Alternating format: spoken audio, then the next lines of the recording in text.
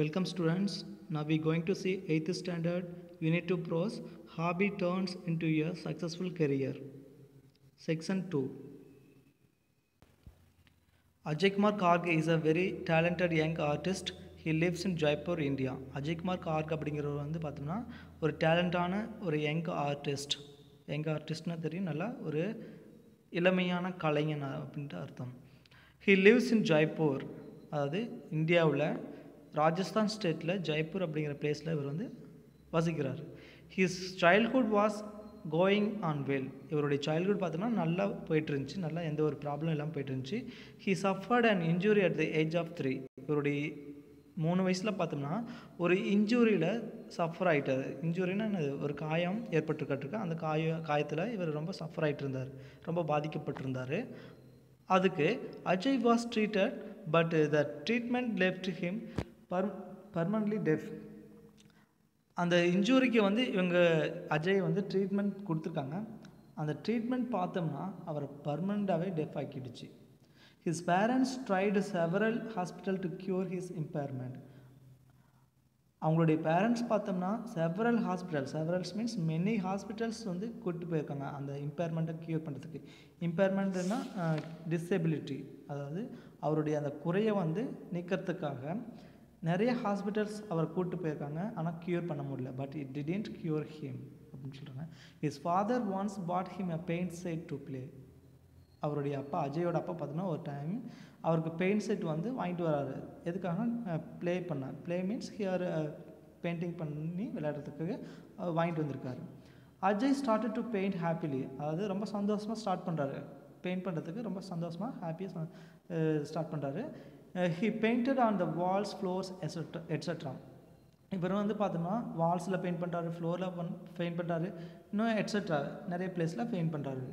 He looked happy while using the paint set that was gifted to him. அதாவது அந்த paint செட்டை வச்சு ரொம்ப பெயிண்ட் பண்ணுறப்ப ரொம்ப ஹாப்பியாக ஃபீல் பண்ணுறாரு, ரொம்ப பார்க்கறதுக்கு ரொம்ப ஹாப்பியாக இருக்கார். அந்த பெயிண்ட் செட் வந்து இவருக்கு வந்து ஒரு கிஃப்டடாக இருந்திருக்கு, அதாவது ஒரு பரிசை கிடைச்சிருக்கு. So Ajay's father realised that Ajay was talented in painting. அதுக்கப்புறம் அஜயோட ஃபாதர் ரியலைஸ் பண்ணுறாரு, அதை ஃபீல் பண்ணுறாரு, உணர்றாரு. அஜய் வந்து பெயிண்டிங்கில் ரொம்ப டேலண்டாக இருப்பார்ட்டுருக்கு, ரொம்ப ஒரு டேலண்டான பர்சன் வருவார்ட்டுருக்கு அப்படின்னு சொல்லிட்டு அவங்க அப்பா ஃபீல் பண்ணுறாரு. When Ajay was 5 years old, அப்போ அஜய்க்கு வந்து ஒரு 5 years old 5 வயசு இருக்கப்ப a court artist of Talpur, Rajasthan. 5 வயசாக இருக்கப்ப அந்த ராஜஸ்தான் அரண்மனை இருக்கு இல்லையா, அதில் இருக்கக்கூடிய ஒரு ஆர்டிஸ்ட், பெயிண்டிங் ஆர்டிஸ்ட், கலைஞன்னு சொல்லலாம். அவர் வந்து அஜயோட பெயிண்டிங்கை பார்க்குறாரு. ஸ்ரீ சூலால் சாஹிஸ் பெயிண்டிங், அஜயோட பெயிண்டிங்கை அவர் பார்க்குறாரு. சூலால் அப்படிங்கிறவர் வந்து ஒரு பெயிண்டிங் ஆர்டிஸ்ட். அவர் எங்கே இருக்காங்கன்னா அரண்மனை ஆர்டிஸ்ட் அப்படின்னு சொல்லுவாங்க, கலைஞன் அப்படின்னு சொல்லுவாங்க. அவர் வந்து அஜயோட பெயிண்டிங்ஸை பார்க்குறாரு. And was very impressed with his work. பார்த்தோன்னா ரொம்ப இம்ப்ரெஸ் ஆகிட்டார், ரொம்ப அட்ராக்ட் ஆகிட்டார் அப்படின்னு சொல்கிறார் அவருடைய பெயிண்டிங்கில். அஜயோட பெயிண்டிங்கில் அந்த கர்ட் ஆர்டிஸ்ட் வந்து ரொம்ப இம்ப்ரெஸ் ஆகிட்டார். He then took Ajay and started training him. அதுக்கப்புறம் அஜய் கூப்பிட்டு போய் அஜய்க்கு ட்ரைனிங் கொடுக்குறாரு, எப்படி நல்லா பெயிண்ட் பண்ணணும் அப்படிங்கிறத அந்த கர்ட் ஆர்டிஸ்ட் வந்து அஜய்க்கு ட்ரைனிங் கொடுக்குறாரு. After completing his education, Ajay tried tailoring, but that didn't make him happy, so he went back to painting.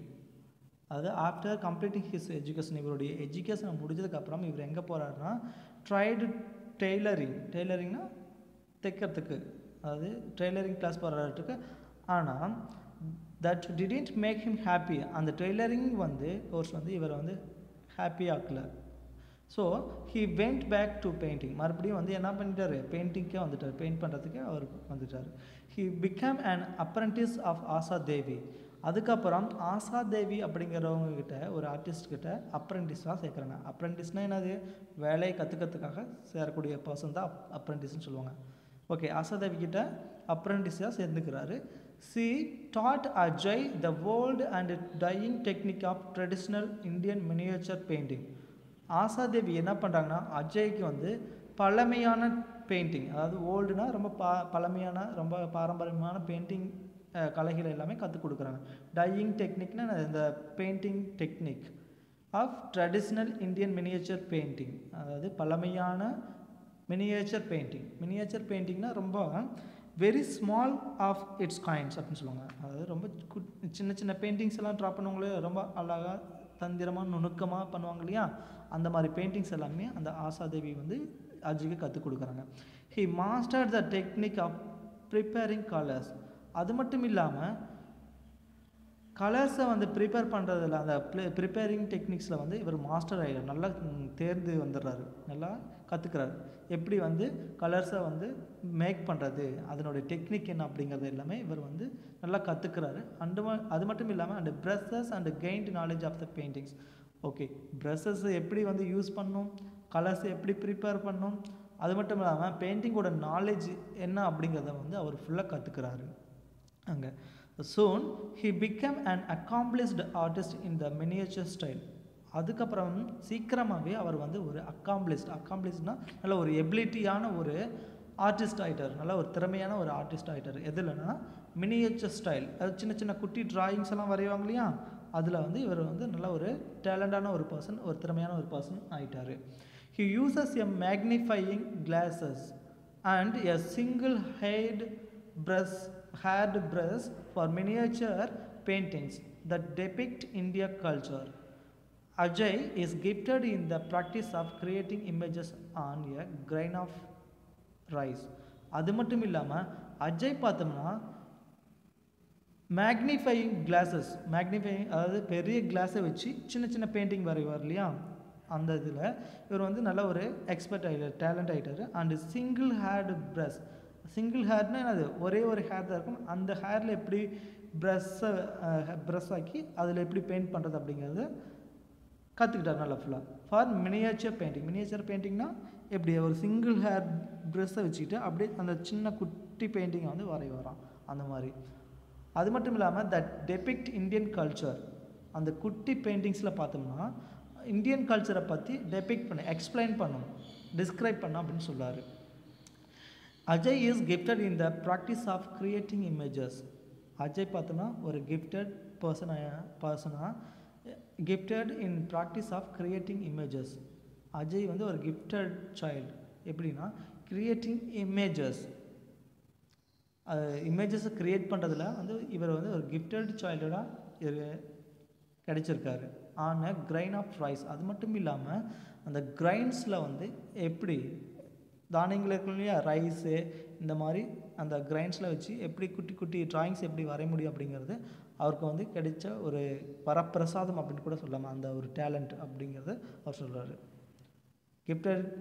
Gifted means ரொம்ப ஒரு டேலண்டான ஒரு பர்சன் ஆகிட்டார், அந்த கிரைன்ஸில் எல்லாமே வரையக்கூடியதில் ஒரு டேலண்டான பர்சன் ஆகிட்டாங்க அப்படின்னு சொல்கிறாங்க. தென் Ajay exhibited his work and sold 144 out of the 150 paintings displayed.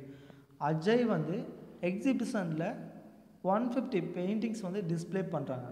தன்னுடைய பெயிண்டிங்ஸை 150 பெயிண்டிங்ஸை வந்து டிஸ்பிளே பண்ணுறாரு எக்ஸிபிஷனில். அதில் 144 வந்து விலைக்கு போச்சு, அதாவது விற்றுருச்சு. அதாவது 150 வந்து 144 வந்து விற்றுருச்சு, மீதி 6 தான் இருக்குது. அந்தளவுக்கு ரொம்ப ஒரு ஃபேமஸான பெயிண்டர் ஆகிட்டார். எல்லாமே மோஸ்ட்லி வந்து ரொம்ப விலைக்கு வாங்கிட்டாங்க அப்படின்ட்டு சொல்கிறாங்க. He continue to show his work through out India. அதாவது அது மட்டும் இல்லாமல் இவருடைய ஒர்க்கை வந்து காமிக்கணும், இந்தியாவை ஃபுல்லாக காமிக்கணும் அப்படின்ட்டு இவர் வந்து தன்னுடைய ஒர்க்கை தொடர்ந்து செஞ்சுட்டே இருக்கார். அது மட்டும் இல்லாமல் த United states and United kingdom, இந்த யுனைடெட் ஸ்டேட்ஸ்லேயும் அமெரிக்காவிலையும் பண்ணணும், யுனைடெட் இங்கிலாண்ட்லேயும் பண்ணணும் அப்படின்ட்டு தன்னுடைய ஒர்க்கை வந்து கண்டினியூ பண்ணிகிட்டே இருக்கார். In 2004, Ajay was awarded a national award for accomplishment from the Indian President Dr. APJ Abdul Kalam. அதாவது in 2004 வந்து பார்த்தோம்னா அஜய்க்கு வந்து ஒரு நேஷ்னல் அவார்டு வந்து கொடுக்குறாங்க. Awarded a national award. எதுனா அக்காம்ப்ளிஷ்மெண்ட் ஃப்ரம் இந்தியன் பிரசிடெண்ட். யார்கிட்ட வந்து அந்த நேஷ்னல் அவார்டு பெறாருன்னா டாக்டர் ஏபிஜே அப்துல் கலாம். அப்போ வந்து அவர் பிரசிடெண்ட்டாக, நம்ம நாட்டினுடைய பிரசிடெண்ட்டாக இருந்திருக்காங்க. அந்த நேஷ்னல் அவார்டு வந்து அவர்கிட்ட இருந்து வாங்குறாரு அப்படின்ட்டு சொல்கிறாங்க. ஓகே, அப்பார்ட் ஃப்ரம் பெயிண்டிங்க்கு அடுத்தது என்ன பண்ணுறாங்கன்னா, அதை விட பெயிண்டிங்க்கு அப்பால் என்ன பண்ணுறாருன்னா, Ajay is also very actively involve in the welfare of people with hearing impairment in India.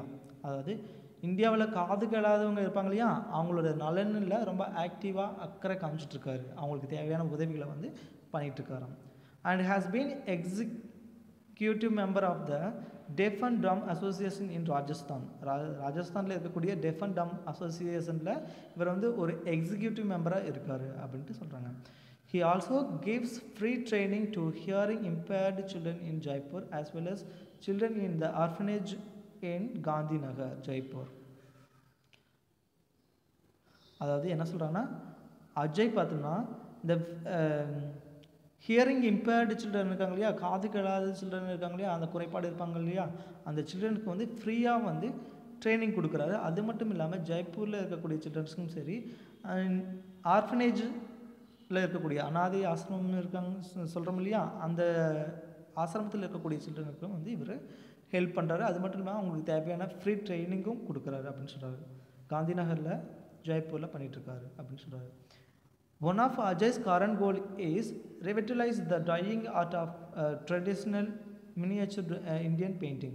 இவருடைய கரண்ட் கோல் பார்த்தோம்னா, இவருடைய கரண்ட் கோல் மீன்ஸ் தற்கால அட் ப்ரெசண்டில் இருக்கக்கூடிய இவருடைய எய்ம்னு பார்த்தோம்னா, டையிங் ஆர்ட்டை வந்து, அதாவது ட்ரெடிஷ்னல் மினியேச்சர் இந்தியன் பெயிண்டிங் இருக்கு இல்லையா, அந்த நுணுக்கமான பெயிண்டிங் பண்ணுவாங்க இல்லையா, ஸ்மால் பெயிண்டிங் பண்ணுவாங்க இல்லையா, அந்த பெயிண்டிங்கை வந்து ரிவிட்டலைஸ் பண்ணணும். ரிவிட்டலைஸ் பண்ணால் ரீஎனர்ஜைஸ் பண்ணணும், ரொம்ப டெவலப் பண்ணணும் அப்படின்னு சொல்கிறாங்க.